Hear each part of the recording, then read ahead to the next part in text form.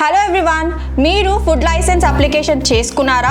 Application చేసుకున్న తర్వాత లేదా అప్రూవల్ అయ్యాక మీ ఫుడ్ లైసెన్స్ సర్టిఫికేట్ అనేది రివర్ట్ అయిందా? అయితే ఈ వీడియో మీకోసమే.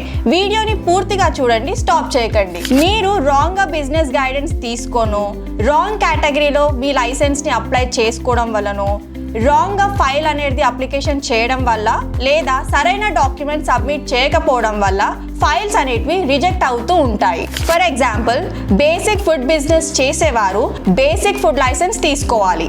మ్యానుఫ్యాక్చరింగ్ ఫుడ్ బిజినెస్ చేసేవారు మ్యానుఫ్యాక్చరింగ్ ఫుడ్ లైసెన్స్ తీసుకోవాలి. ఇలా ఫుడ్ డిపార్ట్మెంట్లో కేటగిరీ వైజ్గా ఫుడ్ లైసెన్స్ అనేటివి ఉంటాయి. కొంతమంది అవి మీకు క్లియర్గా ఎక్స్ప్లెయిన్ చేయకుండా ఏదో ఒక ఫుడ్ లైసెన్స్ క్లయింట్కి అంటగట్టడం జరుగుతూ ఉంటుంది.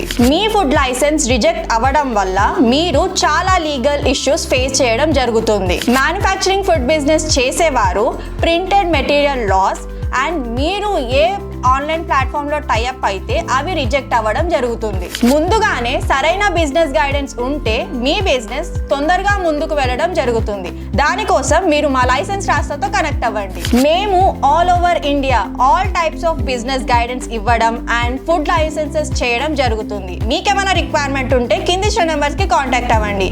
మా ఎగ్జిక్యూటివ్స్ ద్వారా పూర్తి వివరాలు తెలుసుకోండి. Thank you.